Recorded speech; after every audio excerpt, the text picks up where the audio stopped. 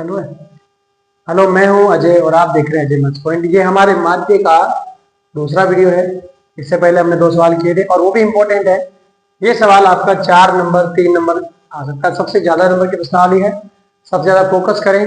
कुछ प्रश्नावली मैं आपको शुरू में ऐसे कराऊंगा तो बोर्ड में भी आप आराम से पास हो जाएंगे। तो इसमें क्या है, देखिए सूत्र वही है जो पहले था।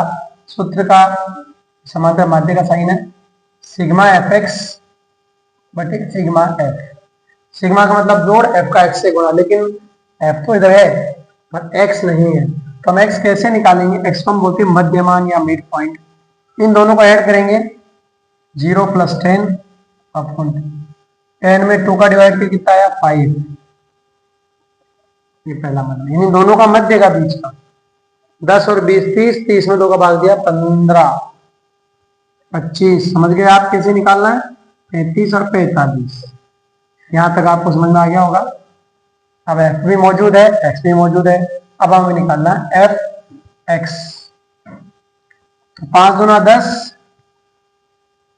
15 × 45, 75, 3 70, 70 140 और ये हो जाएगा आपका 125। एक बार गुणा वापस हमेशा चेक कर लें, गलती किसी भी हो सकती है। 5 के 15 हासिल का 1, 4 के 12 135। देखो गलती होगी ना इस पर।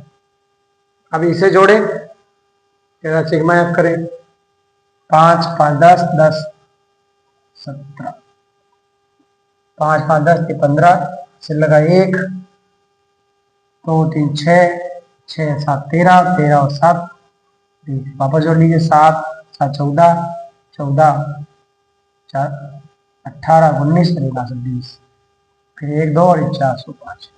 अब 405 में आपको 17 का भाग देना है और आराम से आपका आंसर आ जाएगा। 4 नंबर आराम से लेंगे। इसके बाद एक कल्पित माध्य तरीका होता है। माध्य आप किसी 3 विधि से करेंगे, प्रत्यक्ष विधि है, उसके बाद में कल्पित माध्य विधि और कल्पित माध्य के बाद में स्टेप रीजनिंग फंक्शन।